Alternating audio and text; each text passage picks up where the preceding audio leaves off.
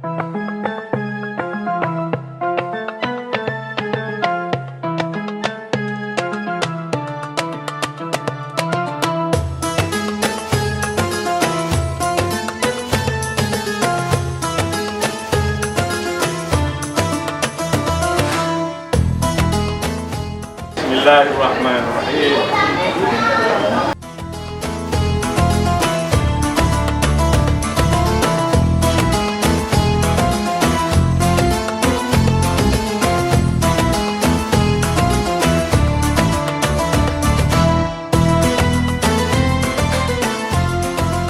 Alhamdulillahirabbil alamin wa bihi nasta'in wa ala umuri dunya waddin. Wassalatu wassalamu ala asyrafil anbiya wal mursalin wa ala alihi wa sahbihi ajma'in. Pak Camat serta bapak-bapak unsur pimpinan kecamatan Musbikai yang saya hormati, al-mukarramun para ahli ulama, sing hadir Pak Profesor Asep, Pak Ketua MUI, mungkin Bapak KUA dan semua yang hadir pada kesempatan ini. Kita bersyukur kehadirat Allah Subhanahu wa Ta'ala. Pagi ini kita bisa bertemu bersilaturahim setelah cukup lama kita ngerem gitu. Saya sendiri harus 2 kali itu diisolasi, alhamdulillah. Mudah-mudahan musibah pandemi ini segera berakhir sehingga kita bisa melakukan berbagai macam usaha perbaikan apa-apa yang selama ini terasa sebagai dampak dari pandemi itu. Dan alhamdulillah pada umumnya umat sabar menghadapi ini. Dan bahkan di sini walaupun dalam suasana pandemi, masjid yang indah Masjid Abu Bakar bisa secara resmi pagi ini kita buka bersama-sama. Bapak-bapak dan ibu-ibu, sebagai muslim tentu kita terpanggil untuk bisa membangun masjid.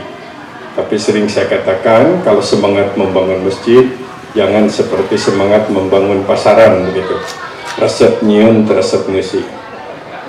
Oleh karena itu, program utama setelah masjid yang indah yang dapat kita banggakan ini dapat berfungsi sebagai pusat kegiatan umat Islam, khususnya tentu saja sholat berjamaah. Pak Camat tadi menyampaikan bahwa dekat dengan Masjid Abu Bakar ini ada proyek masjid besar, katanya terbesar kedua setelah Istiqlal, wallahu alam, tapi paling tidak di Jawa Barat paling besar pasti. Dan ini pun adalah sebuah kebanggaan kita semua dan rasa syukur kepada Allah. Terima kasih kepada bapak-bapak dari daerah, dari Kota Madia maupun dari gubernuran dari provinsi yang telah berinisiatif, berusaha untuk menghadirkan sebuah masjid menjadi kebanggaan kita semua. Ibu dan bapak, masjid adalah tempat sujud, tapi di masjid bukan hanya untuk sujud dalam arti harfiah, walaupun namanya tetap masjid atau musola, tempat sholat. Seluruh kegiatan yang baik boleh dilakukan di masjid, kecuali yang memang dilarang oleh Nabi, seperti yaitu praktek transaksi bisnis, tidak boleh di dalam masjid buka kaki 5 begitu. Dan di dalam masjid tidak boleh dikeluarkan suara-suara keras sehingga mengganggu kenyamanan orang yang beribadah. Orang yang junub juga tidak boleh berada di masjid, jadi tidak boleh disediakan kamar yang dikontrakkan kepada pengantin baru, tidak boleh. Ya, yang lama juga sama, nggak boleh. Tetapi semua kegiatan yang baik boleh dilakukan di masjid, tentu saja kecuali yang dilarang oleh agama. Kalau yang dilarang masjid dilarang, maka di dalam masjid lebih dilarang gitu kita. Rasulullah SAW memberi contoh kepada kita awal membangun masyarakat Madinah yang sukses menjadi teladan dan unggulan di seluruh dunia, itu diawali dengan membangun masjid. 622 dengan sekitar 200 orang, Nabi meninggalkan kota Makkah, hijrah. Sebelum sampai ke tempat tujuan, di perjalanan sambil transit menuju rombongan berikutnya yang dipimpin Ali bin Abi Thalib, Nabi membangun Masjid Quba namanya, yang kemudian Masjid Quba ini mendapatkan kedudukan tersendiri. Nabi menyatakan, barang siapa yang melakukan sholat 2 rakaat di Masjid Quba, ia akan mendapatkan pahala seperti pahala ibadah umroh. Ya, kita belum bisa ke Kuba karena umrohnya terbatas sekarang, tapi insya Allah pada satu saat nanti juga akan umroh dan haji. Insya Allah mungkin tahun ini juga haji sudah bisa. Baik, selanjutnya setelah selesai membangun Masjid Kuba, belum melanjutkan perjalanan, kemudian membangun masjid yang kemudian menjadi Masjid Nabawi, salah satu di antara 3 masjid yang dianjurkan oleh Nabi agar umat Islam dapat mengunjunginya. Masjid tertua yaitu Masjidil Haram di Mekah, masjid yang ada di Palestina Masjidil Aqsa, dan yang ketiga Masjid Nabawi. Berbahagia sekali bapak-bapak atau ibu yang sempat berkunjung ke 3 masjid itu, dan yang belum berkunjung harus ada keinginan bisa berkunjung ke sana. Kita diberi kesempatan juga untuk menikmati rumah Allah karena Nabi SAW menganjurkan kepada kita, man bana lillahi masjidan banallahu baitan fil jannah. Barang siapa yang dengan ikhlas membangun masjid semata-mata mengharap ridha Allah, maka Allah akan menyediakan gedung di surga. Ini luar biasa penghargaan.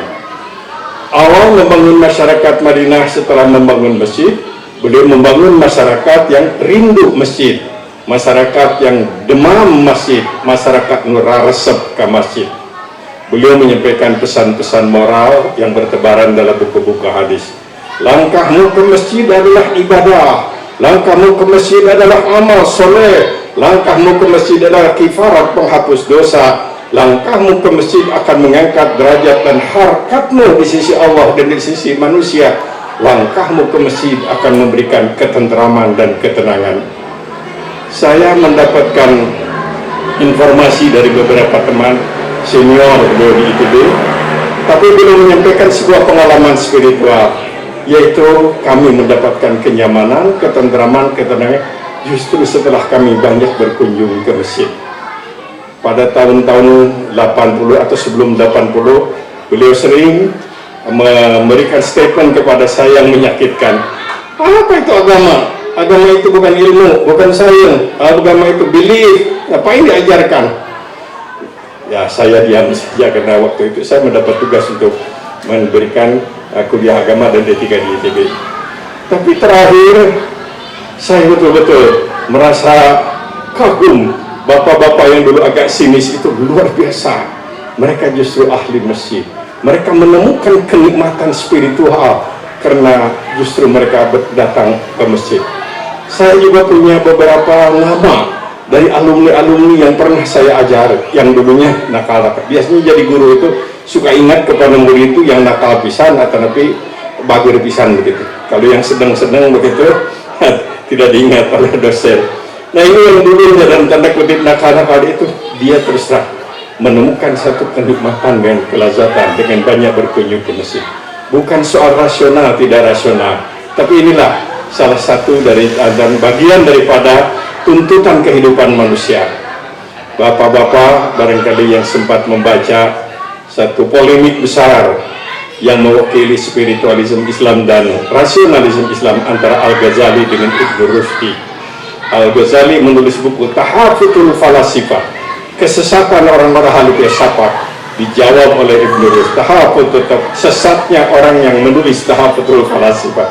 Dan ini diwarisi oleh banyak para pemikir di dalam Islam. Ada yang rasionalis yang sangat inginnya segalanya nalar, kurang percaya. Saya mohon maaf ingin menyampaikan salah seorang di antara guru saya, juga guru Pak Asep, yaitu Profesor Dr. Harun Nasution. Beliau terkenal sosok pribadi yang mungkin dianggap representasi rasionalisme itu.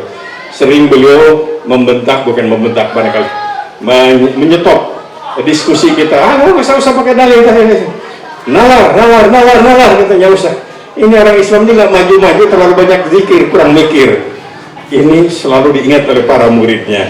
Tapi dalam tahun-tahun terakhir beliau sendiri justru bergabung dengan Abah Anom di Suralaya, mengikuti Qadariyah Naqsabandiyah yang kegiatannya bukan mengembangkan nalar, tapi mengembangkan spiritual zikir.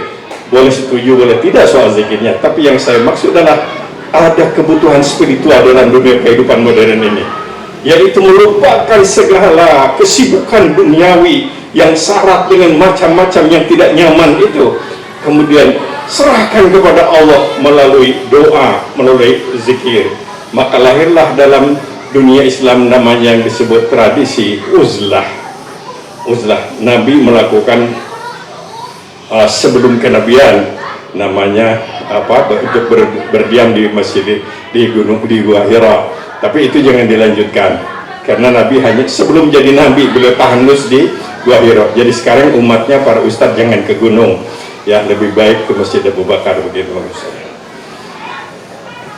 Di masjid ini disediakan, malah kita sekarang sedang menghadapi masjid bulan Ramadan. Ini saatnya Ramadan, terutama bapak-bapak harus lebih banyak di masjid dibandingkan dengan di bulan-bulan lain, karena ada satu sunnah Rasul yang dilakukan oleh Rasul, bahkan istri beliau ikut, para sahabat, namanya i'tikaf. Ya, ada debat-debat i'tikaf di luar itu, tapi kalau i'tikaf di penghujung akhir Ramadan itu jelas maksur disepakati. Barangkali kehadiran masjid apa dengan i'tikaf ini salah satu kegiatan. Selanjutnya Nabi Shallallahu Alaihi Wasallam menciptakan satu situasi, tentu ini juga teladan bagi kita yang mengelola masjid. Bagaimana orang itu ketagihan datang ke masjid.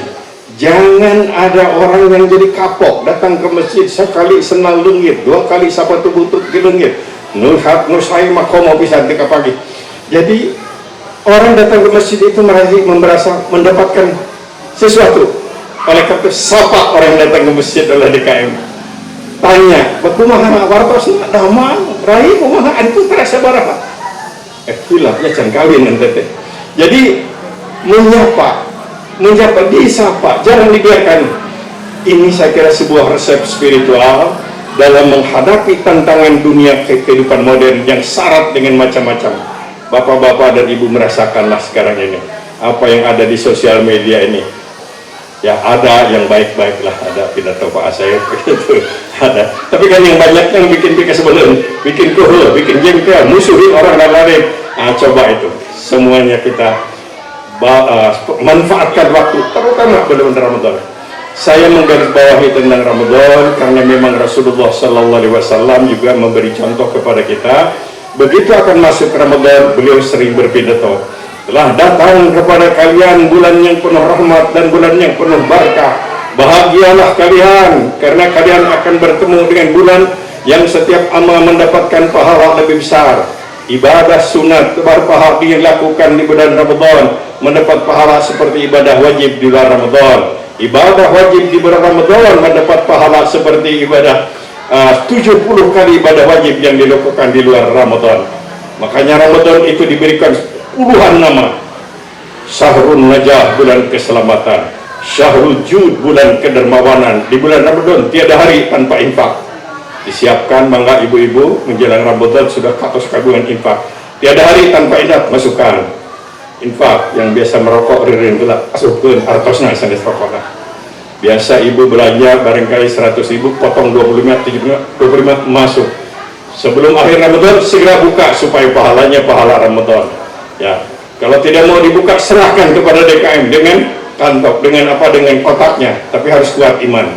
Nanti setelah diberikan, ayo 2 juta ibu, aduh ini gede, ini orang ini mula. Nah ini, memang setan itu suka masuk kalau agak besar. Kalau yang kecil-kecil ikhlas begitu. Ya ada hari kan apa yang kata Rasul, andai kata orang itu tahu tentang keistimewaan keunggulan Ramadan, pasti dia gembira bertemu dengan bulan Ramadan. Dia akan sedih ketika berpisah dengan Ramadan. Jadi kalau kita tahu keunggulan Ramadan, sabda Rasul kita akan seperti itu. Jadi kalau kita datang Ramadan cerak, aduh aing mah geus puasa deh wae teu kaur lintuh. Nah ini belum mengerti keunggulan Ramadan. Jangan lupa Ramadan itu syahrul ijabah, doa yang banyak, tapi jangan lupa kalau doa jangan egois. Harus doakan juga negara ini, harus doakan juga para pemimpin kita. Ada pemimpin kita pika sebelumnya sing menang hidayah supaya pika sebelum. Jadi caranya itu ada dakwah melalui jalur vertikal ke sana, tidak langsung kepada orang, tapi dan itu dilakukan oleh Rasulullah Sallallahu Alaihi Wasallam. Umar bin Khattab itu masuk Islam bukan karena diskusi, bukan karena gelut dan bukan debat, Kalau debat mungkin dia menang, tapi dengan kekuatan doa. Jangan lupakan doa silahul mukminin. Di tengah berbagai macam problem, mungkin kekecewaan, ketidaknyamanan, sebagai muslim, mari kita berpikir positif. Masuk ke masjid, lakukan sholat, doakan supaya mereka mendapatkan hidayah petunjuk dari Allah Subhanahu wa Ta'ala. Doa yang paling baik adalah doa seseorang untuk orang lain, dan orang lain yang tidak tahu dirinya sedang didoakan. Begitu Rasulullah Sallallahu Alaihi Wasallam mengajarkan. Selain itu, tadi sudah disampaikan oleh Pak Camat dan kita lanjutkan. Kita tidak bisa menutup mata bahwa dampak dari pandemi ini kemiskinan bertambah banyak. Orang yang miskin, yang hilang lapangan pekerjaan ini tambah banyak. Tapi ini nggak bisa diselesaikan dengan hanya pidato dan tausiah. Harus prak sekarang ini. Dan DKM, pengurus masjid harus tampil, hadir dalam mengatasi problem ini. Sejak awal di kota Makkah, Nabi sudah mendapatkan sinyal wahyu bahwa masyarakat yang akan dibangun oleh Nabi itu adalah masyarakat yang at'amahum min ju' wa amanahum min khawf. Surat Quraisy itu Makkiyah. Sejak di Mekah belum ada aturan waris, belum ada aturan apa, tapi sinyal tentang idealisme masyarakat oleh Quran sudah gambarkan. Muhammad, masyarakat yang kau akan bangun itu harusnya masyarakat yang bebas dari rasa lapar dan bebas dari rasa takut, aman. Inilah perjuangan kita dengan segala macam yang baik, segala macam yang sesuai dengan aturan yang berlaku, membebaskan manusia dari rasa lapar. Artinya kemiskinan harus berkurang. Orang-orang yang peminta-minta harus berkurang, dan ini harus ada terobosan-terobosan. Masjid harus hadir. Jangan hanya mengumpulkan uang banyak dilaporkan hari Jumat tapi tidak dipakai. Harus ada yang hadir, dan saya yakin di sini informasi banyak sekali masjid yang sudah melaksanakan ini. Memang nggak kantun diteraskan di bulan Ramadan ini, berusaha kita menolong orang-orang anak yatim dan orang-orang miskin. Kita ingat jawaban Allah Subhanahu wa Ta'ala atas keresahan Nabi pada waktu wahyu agak sedikit terlambat, tercantum dalam surat Wadduha. Dalam surat Wadduha itu Allah menjamin bahwa Allah tidak marah, Allah tidak meninggalkan kamu, Allah tetap akan bersama kamu, dan dijanjikan kepada Nabi.